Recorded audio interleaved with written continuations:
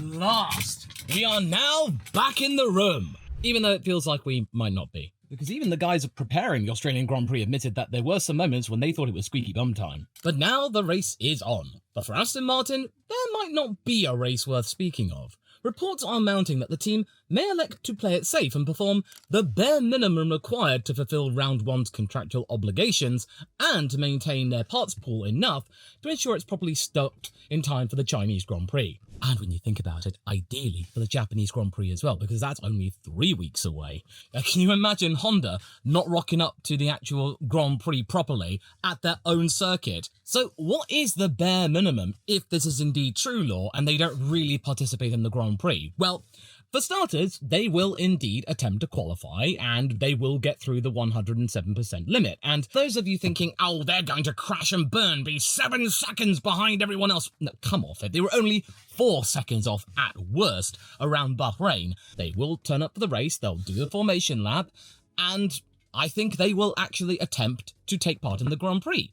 Unless something really gnarly happens during Friday practice. If they discover something bad, that could easily change what they plan to do for the rest of the weekend in a really big way. But many reckon that they might just decide to retire early anyway to avoid blowing up scarce Honda power unit parts. That version really spread fast because, well, it was demonstrated during the final day of Bahrain testing. Stroll only took in 6 laps and then retired due to limited parts thanks to, as Honda and Aston discovered, excessive vibrations brought on from, I think, an integration issue on the team's part, as well as reportedly last-minute changes to the design from Adrian Newey's end when he actually rocked up in the time before the Australian Grand Prix last year.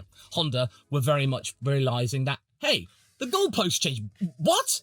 You're asking us to do that? This is not exclusively Honda's fault. Aston had some part to play in all of this. This is what you get when you become a works team. You can't go crying to your suppliers, in last year's case Mercedes, and say, hey, what's up with your gearbox? What's up with your suspension? The vibration thing? Yeah, it's about them how they put the actual engine into the car and then realised, hey, that didn't turn up in our simulations. What? And in fact, I really don't think this plan is going to come to fruition, at least not ideally for Aston Martin, because as far as they're concerned, they really, really need the data close enough to a full race distance because they've not got that yet. The most that Alonso got during testing was 26 laps, half of average race distances. Again, it'll most likely depend on what happens during FP1 and FP2 as to whether they decide to just go ahead and give it a try for Melbourne, or it might just end up in a double DNF. I think that might be the most likely outcome, but it might be just either them just deciding to go and give it a try anyway, you know, the old Christian Horner spirit. But is this actually true law? Well, nobody really knows.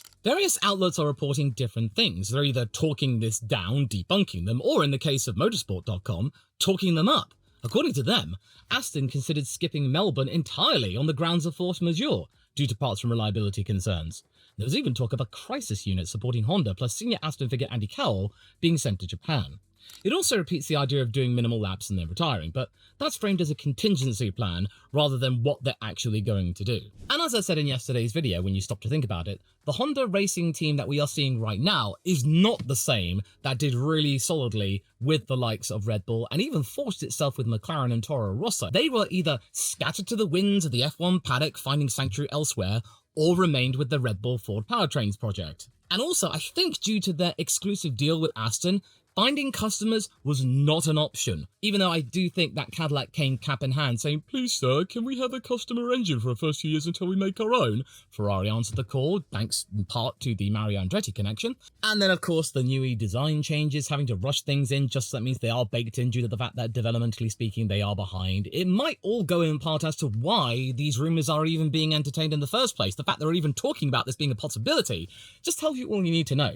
That Aston Martin and Honda are really finding the beginnings of their relationship to be incredibly awkward and very, very fraught. Doesn't necessarily mean they're going to have a really bad time of it for the entirety of their relationship, but it's not off to one of the best starts. And this Australian news is just, well, we'll just have to wait and see what happens around pre-practice too. we'll start to get some sort of message as to whether or not they'll actually even try properly to get to the final lap, because that will alter the game plan entirely. Now, yes, the current geopolitical situation has seeped its way into Formula 1, with quite a few Grand Prix being at risk of being either moved around the schedule or being cancelled entirely. You know, those 4 races in the Middle Eastern region, and maybe adjacent Baku. It might be a case of just waiting until the end of the year, like they sort of tried to do in 2011 when Bahrain was cancelled as the season opener.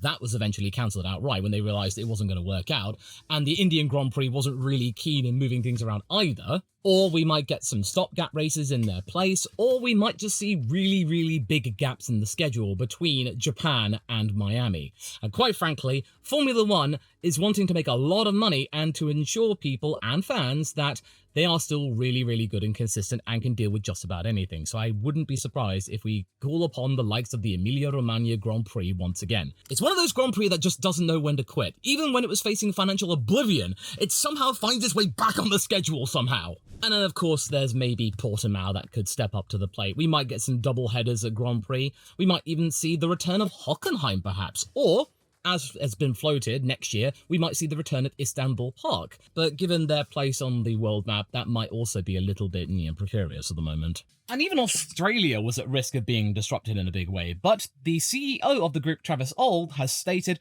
"Yeah, nah, mate, we're all good. All the equipment's here. We're just waiting for a few stragglers to come back and then we're all rosy." I mean, obviously he said it in a more eloquent way than that, but you get the idea. He did note that many personnel were stuck in the Gulf area, notably McLaren and Mercedes, who were taking part in the Pirelli tyre test around Sakhir when it was cancelled. The cars and freight themselves are at Melbourne's Albert Park, they're ready to go, and those still needed to get to the circuit, reportedly. Auld thinks that teams will have special charter plans in order. But could teams be forced to not race if they don't have the crew law? Oh, no. They'll have planned for that. I think at worst, it will just mean that Thursday's media day and the opening bits of Friday practice turn out to be a little bit more scruffy than they would be otherwise. You might even see curfews being broken or lifted or extended just to make up for the fact that some personnel may not make it in time to be able to actually fulfill the irregular curfew limitations. But what's important to note here is that teams make sure that their most important staff members, the crew that actually help build the car and actually get it out there on the track, will be expedited the most. Everyone else, they'll arrive a little bit later, their schedules may be a little bit compacted, but otherwise they will be able to fulfill the obligations of the Grand Prix itself. But the public word that the organisers of Australia are trying to portray is that fans will just simply not notice and people will get there when they get there. They will be going racing. We will see some action around Albert Park. But make no mistake, this is kind of similar to what happened in 2011, maybe on an even bigger scale. Tracks may be moved around the calendar a little bit. There are some spaces. There's a gap between Singapore and Austin. There's, of course, the bit between the Dutch and the Italian Grand Prix that could be slotted in. And it really depends on what happens around the other tracks toward the end of the year. But there could easily be a reality where the Las Vegas Grand Prix might be the season finale. And if that was to be the case, you know what? I think that'd actually be pretty cool. Las Vegas being the season finale if we can't have Interlagos. Okay, fine, that'll do. But yeah, we'll have to just wait and see, folks, to see what happens. And we will have to have the same case applying itself to Papaya rules, because Zak Brown has indeed confirmed that Papaya rules will be applied in the same way, and if they had a similar situation to what they had around the Australian Grand Prix in 2025, they'd do it again. It's very much the Goofy meme. I'll do it again. Yes, you probably don't want to hear anything regarding it and what Zak Brown has to say, especially when you realise that they're actually breaking into the golf industry, McLaren. And until we get some meaningful incidents to chew over, it must not get a dedicated video. I gotcha. But given Melbourne had one of the most notable instances of Papaya rules, the whole position dealy, let's just say that Brown may not be a popular character within Australia. In fact, it wouldn't surprise me at all if he is given a huge amount of boos whenever we get any references to him in the Piastri grandstand, as well as maybe cutting to camera. You know when Daniel Ricciardo popped up on camera at the beginning of 2023 and everyone cheered every single time? I could easily see the opposite happening when Zach pops up on camera when he's on the pit wall. And also, Brown's having to justify these rules again, even though it's technically ancient history, and Andrea Stella, his team principal, has said that they will be streamlined, they'll be a lot easier to follow.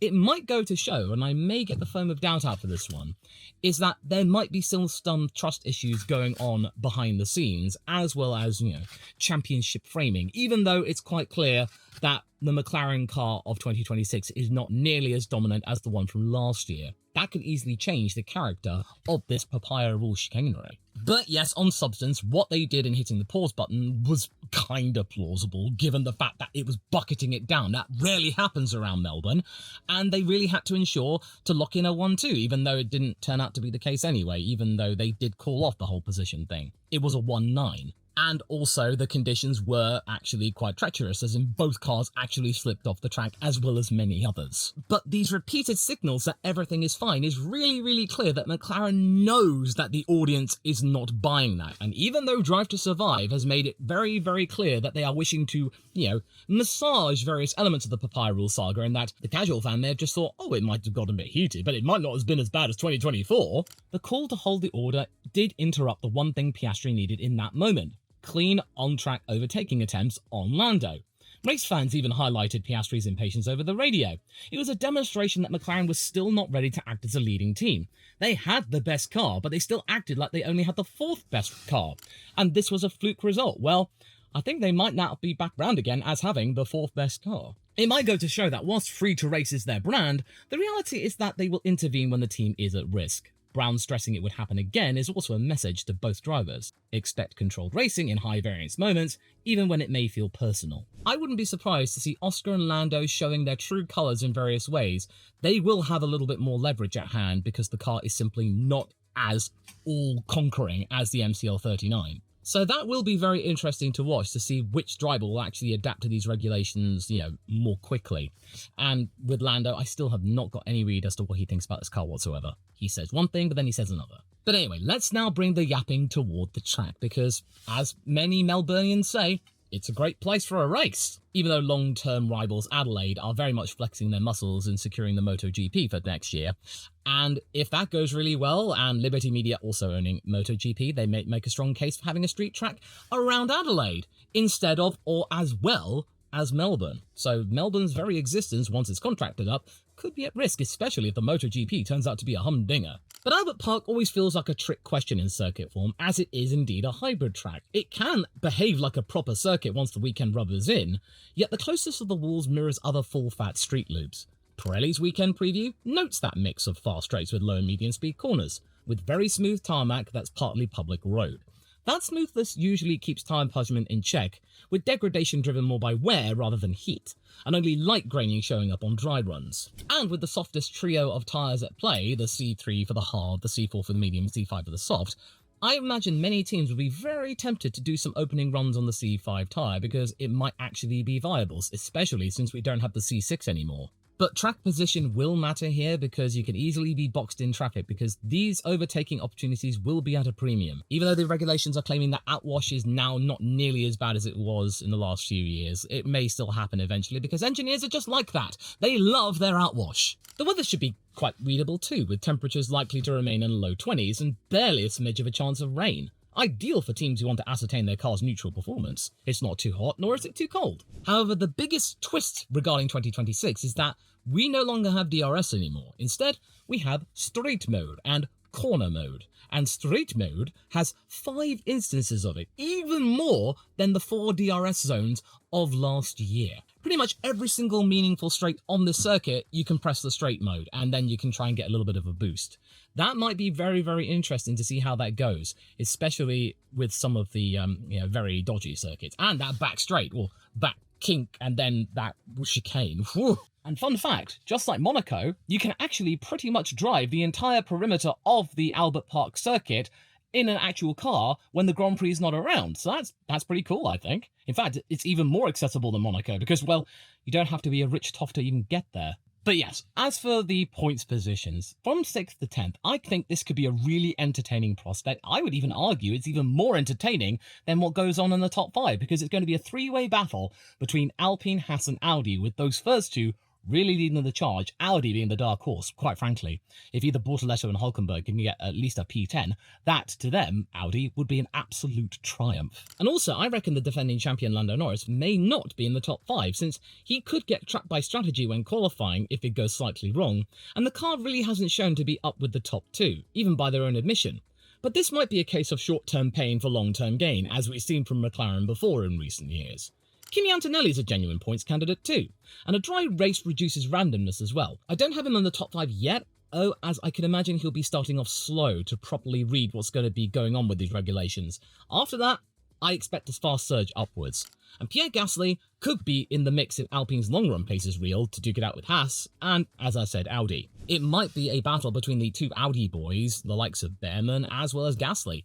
I really do hope I can have maybe my first Cola Pinto in a while, but I'm certainly going to keep my expectations muted or reserved in that regard. As to who I think is going to be the worst team, I know it's an easier layup, but, you know, this is a new segment for these predictions, and it's got to be Aston Martin, because, well, we're talking about them only making the bare obligations of actually competing at a Formula 1 event, as in maybe doing the formation lap a few laps and then Boxer retiring the car. Just paying lip service, akin to what Arrows did in 2002 before they went belly up.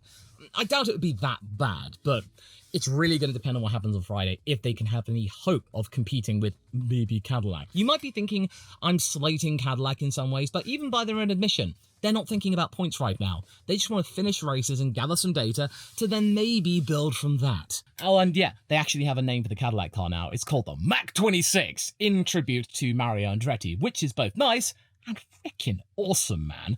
Sergio Perez being compared to Tom Cruise, and his car's called the Mach 26. Oh my goodness, that is absolutely amazing. That is the coolest name for an F1 car on the grid. But anyway, what's really cool right now is we're going to be doing our first top 5 of the year, so without further ado, here they are. In 5th place, I have Lewis Hamilton, and him around Albert Park is like a genre in of itself, because you've only got to look back at his very first Australian Grand Prix, and he started as he meant to go on, completely disrupting the absolute pecking order by getting his first podium at that first Grand Prix of his. He immediately made it clear he was not to be messed around with. He also knows how to build things up over time, because his end game with any Grand Prix, if he has a snifter of a decent position, is absolutely excellent. The big question mark though around him is to do with adaptation, especially of the 2026 Ferrari in real race conditions and under sustained stress without any sandbags. But testing did show us Ferrari right at the front, and Hamilton did log some meaningful long-run work in public analysis,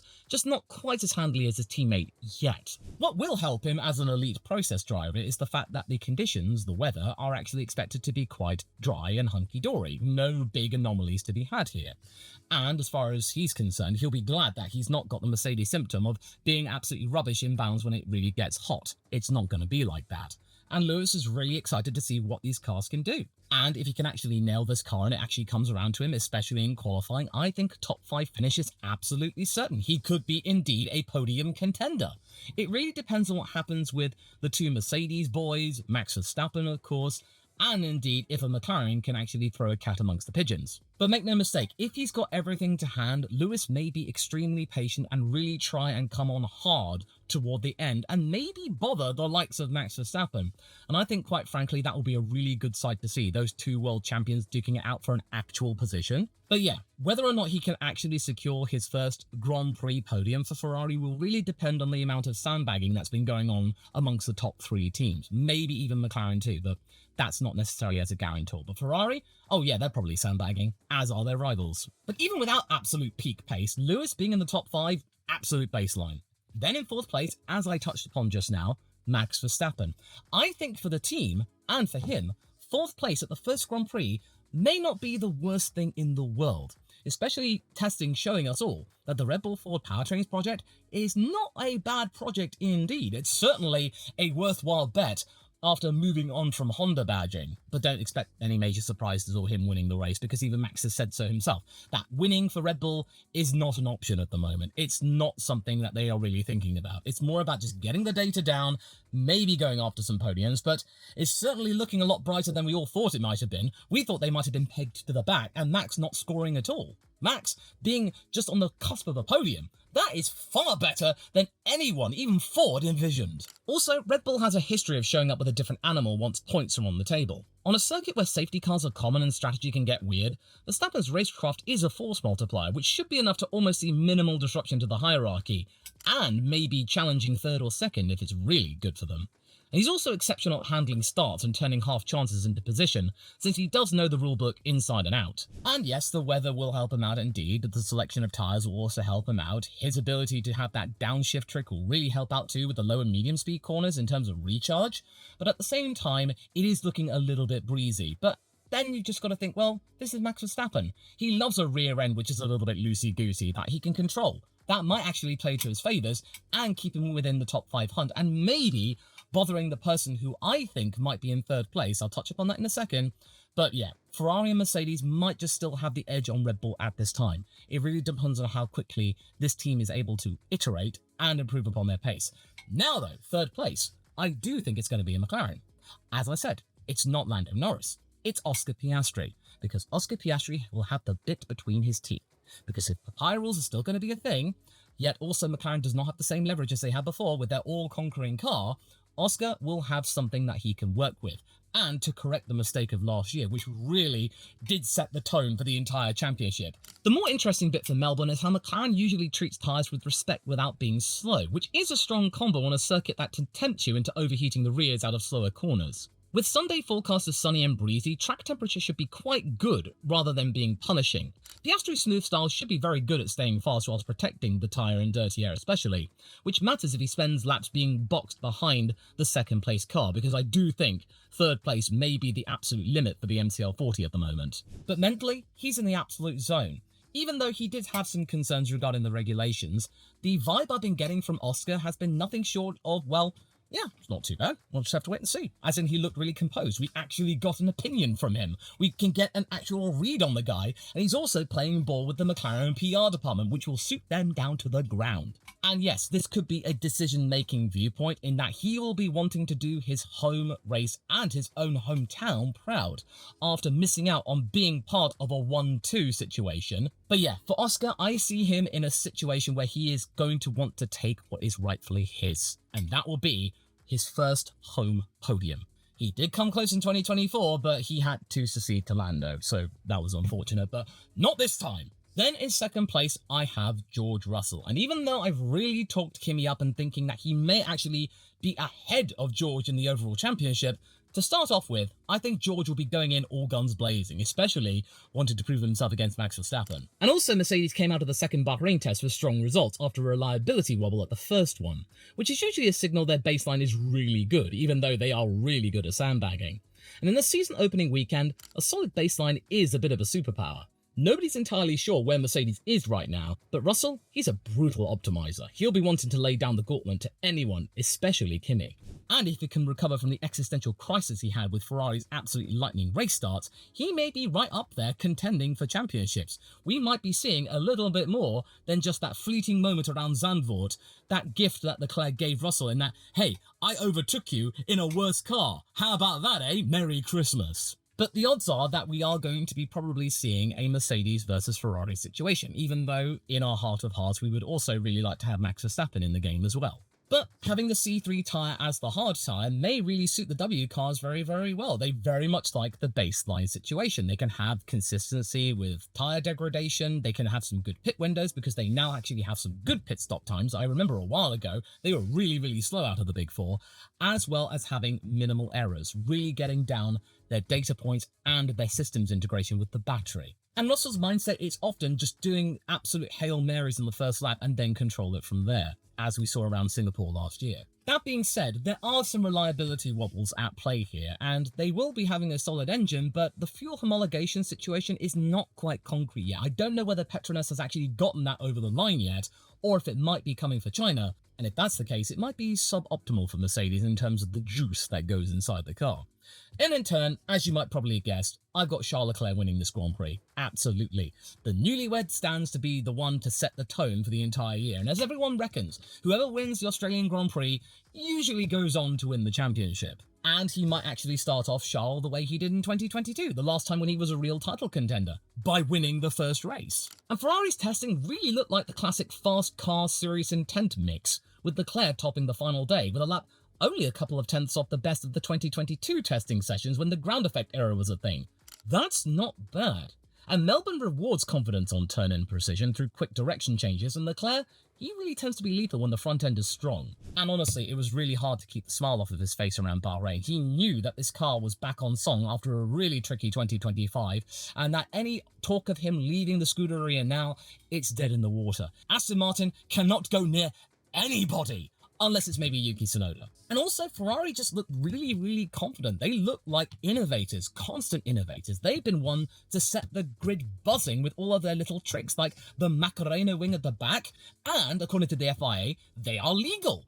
Although we do have to remember that the old name for the FIA was Ferrari International Assistance. Ferrari being strong in Formula 1 is usually a good thing. So, yeah, I might have to get the foam out for that little bit of a chestnut, so hey, do bear that in mind. But Leclerc tends to have weekends when he is quietly ruthless, as in, he actually is able to get that car on pole, and he's able to get off the line and stay there. And I know his pole-to-win conversion ratio is atrociously bad, but I'm really not seeing any scenario here where Leclerc is really blowing smoke up all of our arses. I think he's really got a good car to start off the season with a title shout. And the new era's uncertainty helps him too, because according to many reports regarding that new wing, if they choose to use it, it may not be the best when it comes to outright speed, but when it comes to braking, it might really help them out and allow that car to do a little bit more later braking. That will always help.